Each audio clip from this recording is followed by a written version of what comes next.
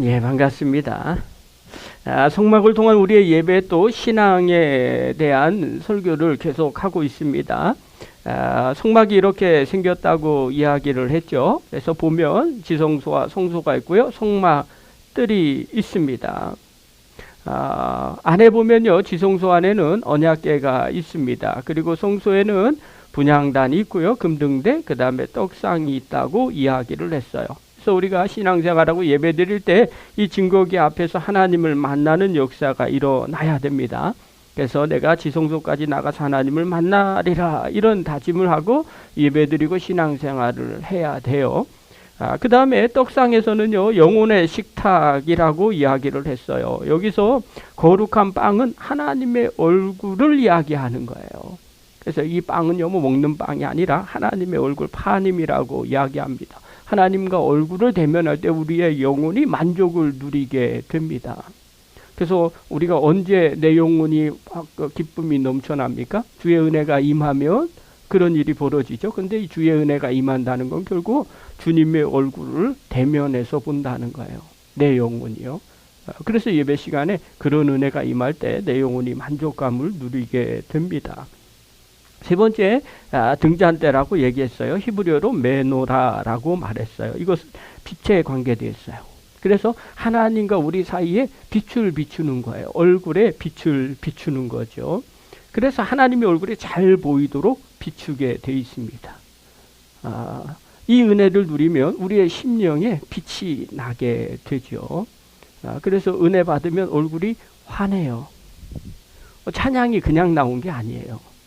다영적인 의미가 있어요. 경험해 보니까 그렇다는 거예요. 자, 그리고 난 다음에 등잔대에는 아몬드 꽃받침이 있었다고 그랬어요. 샤케드라고 이야기를 했죠. 이 아몬드 꽃인데 이게 어떤 의미로 받아들이냐면 쇼케드라고 받아들였어요. 경계하다, 지켜보다. 그곳에서 불빛이 있는데, 등대가 있는데 우리 얼굴을 비춰주는데 하나님이 우리를 지켜보고 계신다라는 거예요. 그 다음에 분향단에 대해서 살펴봤어요. 향을 피우는 거예요. 연기가 올라가는 것처럼 이 향은 기도라고 그래요. 우리의 기도가 우리가 눈을 감고 두 손 모으고 기도하지만 실제로는 이 기도가 이 연기가 향이 올라가는 것처럼 하나님 보좌 앞에 올라간다는 거예요. 이렇게 올라와서 하나님이 받으시고 응답을 하신다는 거죠. 그리고 난 다음에 이 향의 재료가 나왔어요. 소합향, 나가망, 그 다음에 풍장, 유향이 있었어요. 배어나오는 향이에요. 자연스럽게 기도하라는 거죠. 깨지는 거예요. 자아를 깨지는 기도를 하라는 거예요. 그래서 자기를 부인하고 자기 십자가를 지는 거죠. 풍자향은요, 넉넉함을 가지고 기도하는 거예요. 하나님 반드시 응답하신다. 여러분 이 믿음이 있으면요, 넉넉해집니다. 문제가 생겨도 걱정하지 않아요. 하나님이 인도하실 텐데. 그러고 기도해요. 근데 이게 없으면요, 불안해요. 기도가 잘 안 돼요. 그 다음에 유향은요, 치료받고 해결됨을 믿고 나오라는 거예요. 그 다음에 하나님은 덮개를 덮으라고 얘기했어요. 이 덮개는요, 지킬 것은 지키고 막을 것은 막으라고 이야기를 하는 거예요. 그 다음에 지난 시간에 널판을 세우라고 했어요. 이렇게 세워야 되죠. 세웠으면 견디고 버티고 견뎌야 됩니다. 서로 어떻게 버티고 견뎌요? 연결해야만 버티고 견뎌요. 그래서 우리 성도들이 서로 연결이 돼야 돼요. 그러면 하나님이 거하시는 거룩한 성전으로 든든하게 세워져 갑니다. 자, 거기까지 했어요. 자, 오늘은 9번째 시간입니다. 주의 뜰, 예배 자리에 대한 말씀으로 함께 은혜를 나누도록 하겠습니다. 오늘 본문의 내용은요, 성막들의 남쪽, 북쪽, 서쪽, 동쪽 울타리의 크기와 재료, 그 다음에 기둥과 받침대를 설명하고 있는 내용이 오늘 본문의 내용입니다. 제가 이 본문을 묵상하면서 드는 생각이 있었어요. 첫 번째, 성막 크기가 얼마일까? 이건 이현철 권사님이 이야기를 해줘서 생각을 안 해봤는데 생각이 드는 거예요. 도대체 성막 사이즈가 얼마일까? 몇 평 정도 될까? 가로 세로 얼마일까? 하는 생각이에요. 그 다음에 그 안에 있는 성막의 지성소와 성소가 얼마고 성막들이 얼마일까? 라는 생각이 그냥 개인적으로 궁금했어요. 그리고 묵상을 하면서 또 생각이 나는 게 성막들에 온다는 게 도대체 어떤 의미일까? 지금은 성막들이 없잖아요. 그런데 성막들에 온다는 게 어떤 의미일까? 그러면 그때 당시에 사람들은 성막들에 오면서 무슨 생각을 하고 왔을까? 하나님이 그걸 보실 거 아니에요. 예배를 드리러 왔을 텐데, 제사를 드리러 왔을 텐데, 그러면 어떤 마음을 가지고 왔을까? 또 하나님은 어떤 마음을 가지고 오기를 원하셨을까? 그런 질문을 했어요.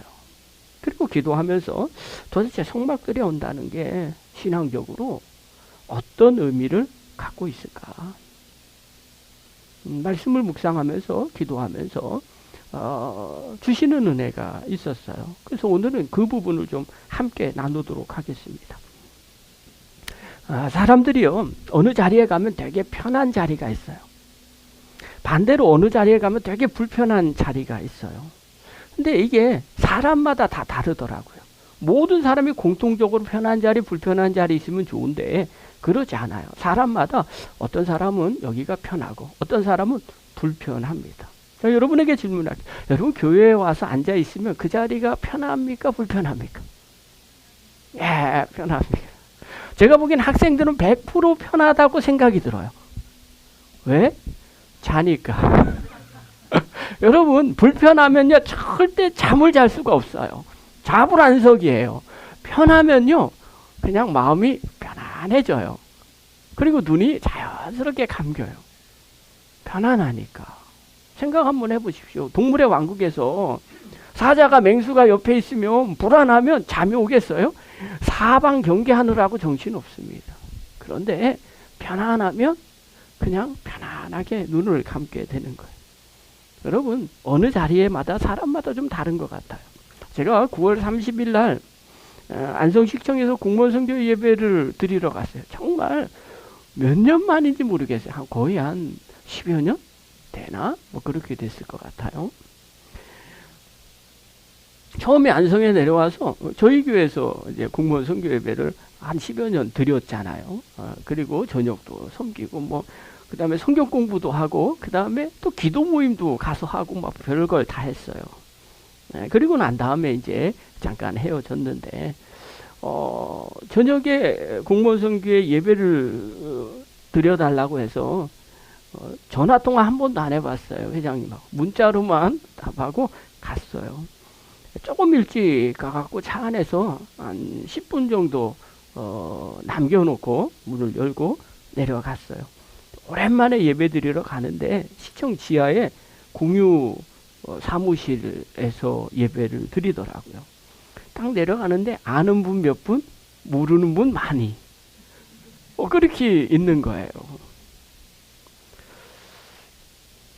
앉아 있는데 얼마나 떨리는지. 그러니까 오랜만에 그런 것도 있지만 낯설어서도 그런 것 같은 거예요. 얼마나 떨리는지 몰라요. 그런데 또 다른 한편에는요, 마음에 평안함이 있는 거예요. 이 두 가지가 상존하고 있어요. 그러니까 아주 오랜만에 느껴보는 그 기분, 그 느낌, 그게 거기에 들어있어요. 그러면서 기도를 하면서 이야기를 나누면서 마음 가운데 드는 생각이 있었어요. 그렇지. 오랫동안 함께했던 선교회인데 멤버는 많이 바뀌었어도 우리 장로님도 은퇴하셨지만 멤버는 많이 바뀌었어도 그래도 오래 함께했던 선교회였기 때문에 주님이 주시는 은혜가 있었어요. 그래서 마음이 정말 두렵고 떨리는 마음이지만 한편으로는 너무나 친근하고 편안한 마음을 갖게 됐습니다. 신앙생활을 하다 보면요, 뭔가 모르게 장소가 주는 은혜가 있어요. 어떤 교회를 가면요, 왠지 모르게 그 교회에 따뜻함이 느껴져요. 교회는 똑같은 교회 아니에요? 아니에요. 따뜻함이 느껴지는 교회가 있어요. 어떤 교회를 가면요, 막 애잔함이 느껴져요. 그런 교회가 있어요. 교회를 갔는데 애잔한 거예요. 야, 이게 뭘까? 어떤 교회에 가면요, 아주 냉랭한 걸 느껴요. 아니, 교회가 냉랭해요. 그런 교회가 있어요.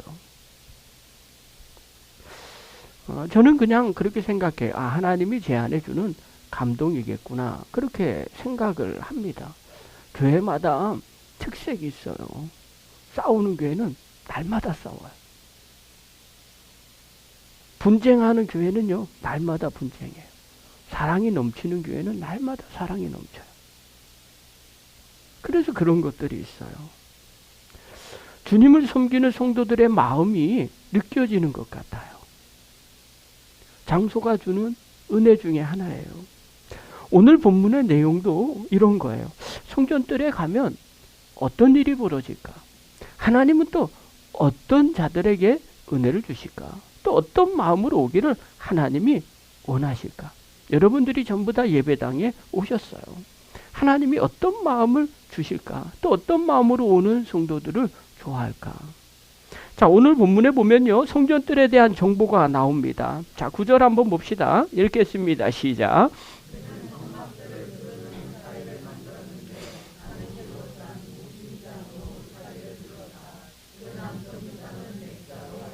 예, 한쪽의 길이가 100자랍니다.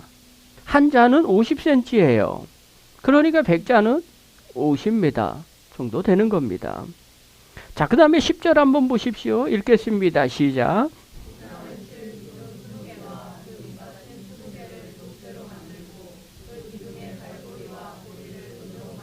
예, 50cm의 휘장을 세우려면 기둥 20개와 밑받침 20개로 만들라는 거예요. 자, 반대쪽인 북쪽에도 동일하게 100자로 만듭니다. 12절부터 13절 읽겠습니다. 시작.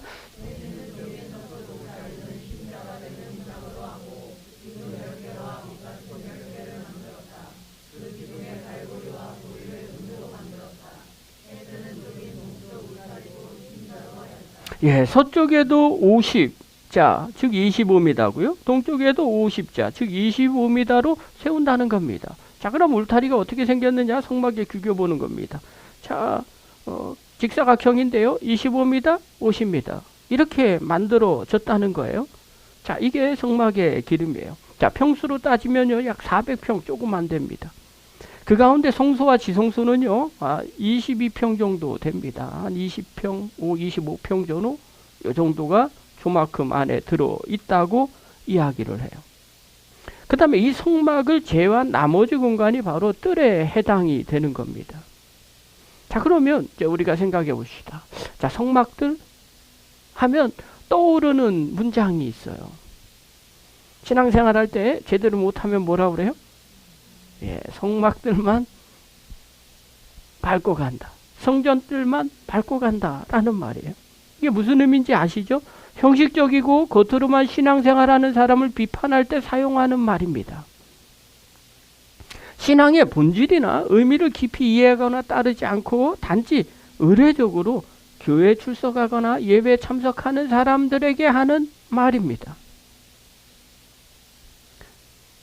자, 그런데 이 말이 성경에 나오느냐? 나오지 않아요. 비슷한 말은 나옵니다. 이사야 1장에 보면요, 하나님께서 이사야에게 말씀을 전해줍니다. 그때 12절에 보면 이렇게 말합니다. 우리 한번 읽겠습니다. 시작.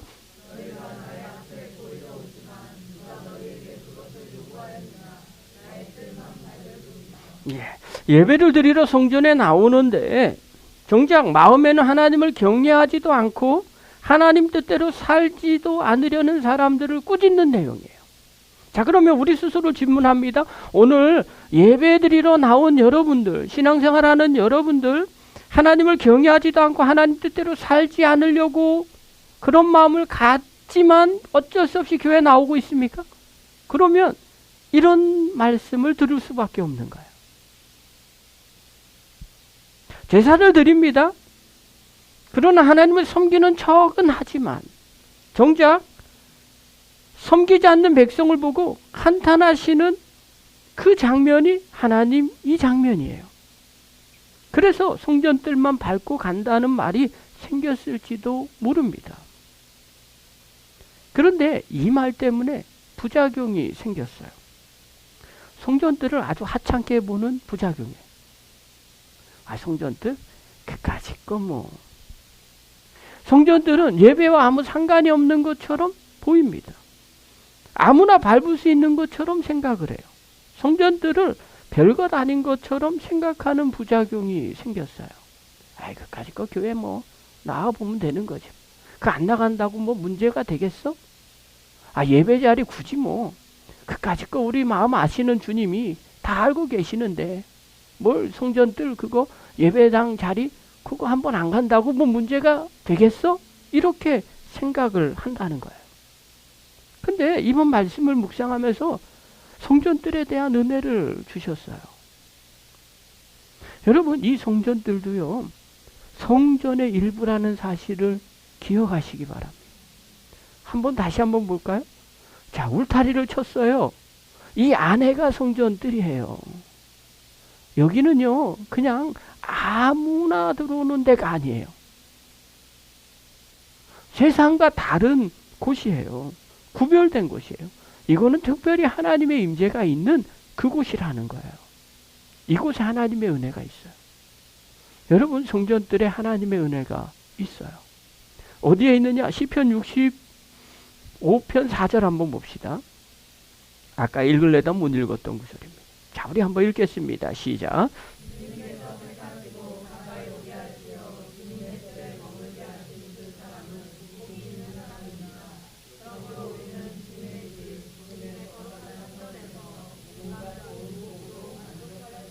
10편 기자가 고백을 하는 겁니다. 이 말씀을 묵상해 보는데요. 주님께서 택하시고 가까이 오게 하시어 주님의 뜰에 머물게 하신 그 사람은 복이 있는 사람이다. 여러분, 복의 사람이 되기를 바랍니다. 그럼 누가 복이 있느냐? 그대로 봅니다. 주님께서 택하신 사람이 복이 있다는 거예요. 주님께서 택하셔서 가까이 오게 하신 사람이 복이 있다는 거예요. 어디로 가까이 와요? 주님께서 택하셔서 가까이 오게 하셔서 주님 뜰에 머물게 하신 그 사람이 복이 있다는 거예요. 자, 그러면 누가 주님의 뜰에 머물까요? 주님이 택하셔야 됩니다. 택하시는 것뿐만 아니라 가까이 오게 하시는 마음을 주셔야 됩니다. 여러분, 이 자리에 오는 게요, 그냥 내가 오는 게 아니에요. 주님께서 우리 안에 이 마음을 주시는 거예요. 예배당으로 오게 하시는 거예요. 주님들의 오게 하시는 거예요. 예배 자리, 신앙의 자리로 하나님이 오게 하시는 거예요. 그리고 이들에 머무르는 거예요. 그 사람이 복을 누리게 되더라는 거예요.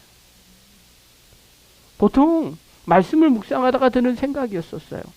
성소나 지성소에 머물게 하신 사람이 복이 있다. 우리는 이렇게 느끼고 있어요. 아, 예배 자리에 앉아있는 게 뭐 그는 대수야. 아유, 교회 안에서 예배당에 앉아서 1시간 앉아있는데, 아, 나 잠만 자는데 그게 무슨 복이야? 예, 복이에요.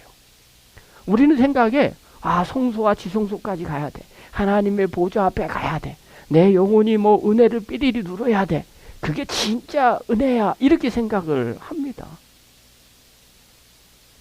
근데 성경은요, 그렇게 설명하지 않아요. 성소나 지성소에 들어가는 자가 복이 있다. 이렇게 말하지 않고요. 이 주의 뜰에 들어오는 자가 복이 있다는 거예요. 예배드리러 오고 예배당에 함께 모여있는 이 사람들에게 복이 있다는 거예요. 자, 그러면 이 주님의 뜰이라는 게 성소와 지성소를 잘못 해석한 거 아닙니까? 라고 생각할 수 있어요. 근데 이 주님의 뜰은요, 하차르라는 단어예요. 뜻이 뭐냐면 울타리가 쳐진 안쪽이에요.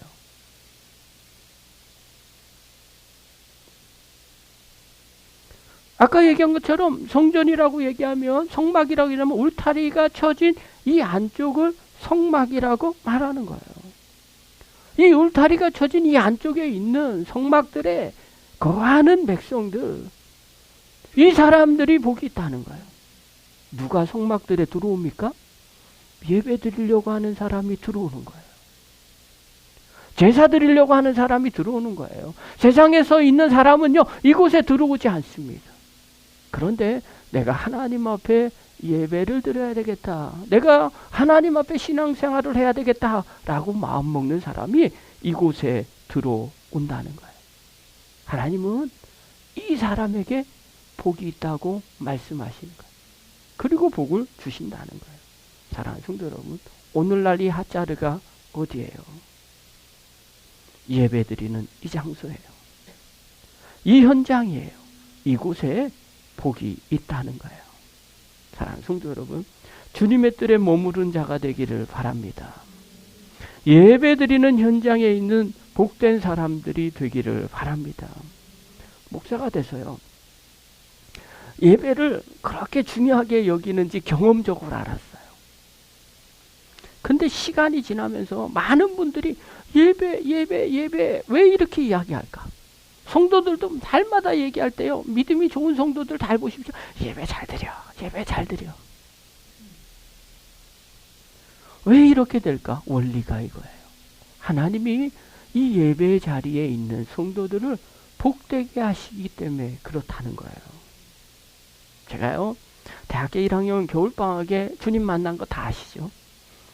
살아계신 하나님을 체험했습니다. 그리고 신앙생활이 확 달라졌어요. 이전에는요, 시간이 되면 교회 가는 거예요. 억지로 가는 거예요. 마지못해 가는 거예요. 시간이 안 되면 못 가는 거예요. 그래서 그럴 수 있지. 늘 하는 얘기가 뭐냐면요, 주님이 우리 마음 중심을 다 알고 계셔. 꼭 예배 열심히 드린다고 주님이 받으시는 거 아니야. 어디에 있든 내 마음 주님 알고 계셔. 이렇게 궤변을 했어요. 근데 주님을 만나고 난 뒤에는요, 생각이 확 바뀌었어요. 그냥 예배 시간이 즐거운 거예요. 예배 드리러 가야 하는 그 마음이 나도 모르게 생기는 거예요. 그래서 가는 거예요. 저희는 제가 있을 땐 평안지방이었는데, 평안지방이었을 때 여름방학 때는 항상 지방연합성회를 했어요. 8월 15일 전후로 8월 15일이 있는 그 주일 저녁부터 수요일까지가 지방의 연합부흥회예요. 대학생 시절이니까요, 방학이에요. 시간이 많았어요. 그때는요, 알바하는 학생들도 거의 없었어요. 그러면 부흥회를 참석을 하는 거예요. 다짐합니다. 어떻게 다짐했냐면요, 내가 예배당에 첫 번째로 들어가는 사람이 되리라. 지금 같으면요, 무슨 율법적인 거예요. 너무 율법적이잖아요. 예배당을 내가 불 켜고 들어가는 사람이 되리라. 첫 번째 사람이 되리라. 왜냐하면 그러면 하나님의 은혜가 더 임하는 것처럼 느껴지는 거예요. 그래서 예배 시간 전에요, 한참 전에 가는 거예요. 1등으로 가야 되니까. 그때는 그런 마음이 있었어요. 그리고요, 불을 딱 켜고 딱 들어가잖아요. 왠지 모르게 마음 가운데 희열이 느껴져요. 어린 마음에 드는 생각이에요. 마치 하나님이 나에게 이렇게 말씀하시는 것 같아요. 자, 일하나, 너 신앙 성적 1등이다. 이 세상에서 네가 1등이야. 라는 그런 생각이 드는 것처럼 느껴지는 거예요. 제가 1등을 해야 되겠다라는 생각이 아니라 그렇게 느껴졌을 뿐이에요. 마치 하나님이 저를 제일 사랑하는 것처럼 느껴졌어요. 그렇게 예배 시간이 즐거운 거예요. 어느 날 예배 드리러 가면요, 자리에 딱 앉으면 마음이 너무 평안해지는 거예요. 마치 주님이 나를 기다리고 계신 것처럼. 그래서 눈을 감고 기도하면 나도 모르게 눈물이 푹 쏟아져요. 특별한 일이 있는 것도 아니에요. 그런데 그 예배당에 가서 의자에 앉아서 눈을 감으면 나도 모르게 그 은혜가 임합니다. 하나님께서 우리를 부르셔서 주의 뜰에 거하게 하시기 때문에 그래요. 그곳에 하나님의 은혜가 임하기 때문에 그런 거예요. 어떤 분은요, 이렇게 생각할지 몰라요. 목사님, 예배 시간에 오기만 하면 다 그런 은혜가 있습니까? 대답해 드릴게요. 안타깝게도 다 그런 건 아니에요. 형식적으로 내가 그걸 생각하면서 외식적인 신앙을 가지고 오면 그 은혜가 없을 수도 있겠죠. 그런데 정말 사모하는 마음을 가지고 오잖아요. 그러면 하나님의 은혜가 임하게 됩니다. 우리가 어떤 마음으로 나오느냐에 따라서 하나님의 은혜가 임합니다. 반대로요, 은혜가 임하지 않아도 상관없어요. 하나님의 때에 은혜를 부어 주십니다.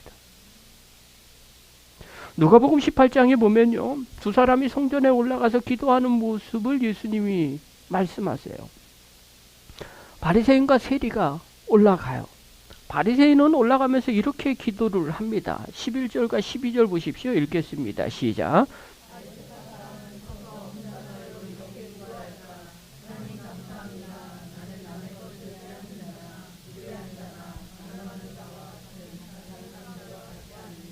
더구나 이 세리와는 같지 않습니다. 나는 일에 2번씩 금식하고 내 모든 소득의 11조를 바칩니다.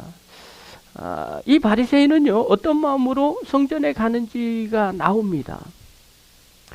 나는 옆 사람과 좀 다릅니다. 나는 그래도 괜찮은 사람입니다. 이게 누구 생각이에요?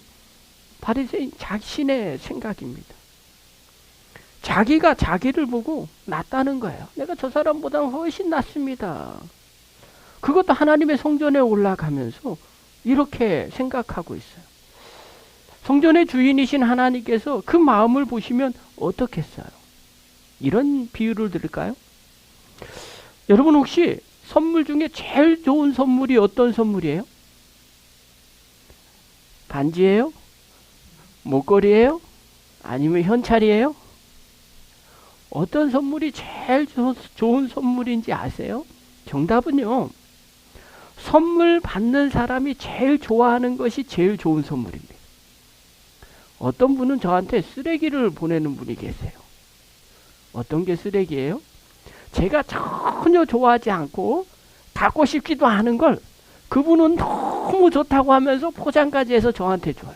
그러면 앞에서 예 감사합니다 그러고 난 다음에 뒤에 딱 가서 어떻게 해요? 아니 왜 이런 걸 갖다 줬지? 그리고 한 곳에 처박아 둡니다. 선물을 준 사람은요, 너무 귀한 선물이라고 이야기하지만 정작 받는 사람은 아무것도 아니에요. 하찮은 거예요. 볼품없는 거예요. 그냥 버리는 거와 같아요. 그래서 선물은요, 선물 받는 사람이 제일 좋아하는 거를 주는 게 제일 좋은 선물이에요. 그래서 그걸 잘 몰라서 현찰로 주는 거예요. 좋아하는 거 사세요. 여러분, 하나님 앞에 나가면서 누구를 먼저 생각해야 될까요? 내 생각을 먼저 해야 될까요? 하나님 생각을 먼저 해야 될까요? 하나님의 전에 나와서 하나님 앞에 예배를 드리러 나오거나 기도하러 나오면 뭘 먼저 생각해야 될까? 내 생각을 먼저 해야 될까요? 아니면 하나님의 생각을 먼저 해야 될까요? 정답은요, 하나님 생각하셔야 돼요. 하나님이 나를 어떻게 보실까? 하나님이 나를 어떻게 평가하실까? 영상을 하나 볼까요? 찬양이에요.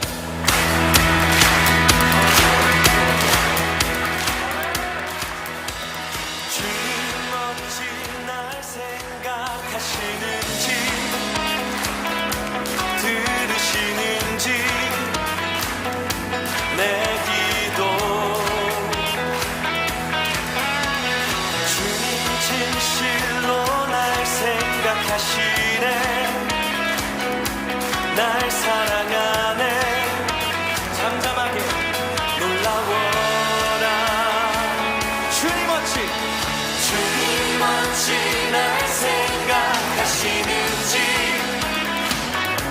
들으시는지 우리 기도를 들으시는 주님이십니다. 아멘. 주님 진실로 날 생각하시네 오늘 이 밤 주님께 불태울 준비 됐습니까? 우리 큰 목소리로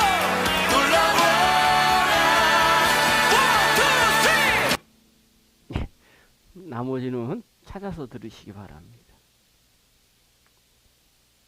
주님이 나를 어떻게 생각하시는지 하나님 앞에 나갈 때 이 생각을 해야 돼요. 그런데 바리새인들은요, 어떻게 생각했냐면요, 나는 옆 사람과 다릅니다. 나는 그래도 괜찮은 사람입니다. 자기 생각을 얘기하면서 가요. 만약 여러분이 하나님이라면 성전에서 그렇게 생각하고 올라오는 바리새인을 어떻게 맞이할까요? 사랑스러운 나의 아들이야, 이렇게 말할까요? 아니면 이런 괘씸한 것, 이렇게 말할까요? 그런데요, 또 한 부류가 있어요. 세리는 이런 마음으로 올라갑니다. 13절입니다. 읽겠습니다. 시작. 하늘을 우러러볼 엄두도 못 내고 가슴을 치며 하나님, 이 죄인에게 자비를 베풀어 주십시오 하고 말하였다. 하나님 앞에 나가는데 기도하면서 뭐라고 하냐, 하나님, 엄두도 못 내는 거예요. 말찍이 서요. 가슴을 칩니다. 하나님, 이 죄인에게 자비를 베풀어 주십시오. 하나님, 이 말이에요. 저는 부족합니다. 하나님이 나를 받아 주시면 좋겠습니다. 하나님이 내 기도에 응답해 주시면 참 좋겠습니다. 하나님이 나를 외면하면 어떡하지? 하나님이 아니면 살 수가 없는데, 하나님, 제발 저에게 자비를 베풀어 주십시오. 여러분이 하나님 같으면 누구에게 은혜를 주실까요? 그래서 예수님이 14절에 이렇게 말해요. 우리 한번 읽겠습니다. 시작. 내가 너희에게 말한다. 의롭다고 인정을 받고서 자기 집으로 내려간 사람은 저 바리새파 사람이 아니라 이 세리다.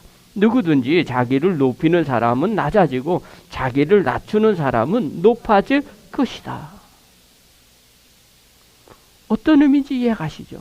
하나님 앞에 나올 때 어떤 마음을 가지고 나오는지를 말해주고 있는 거예요.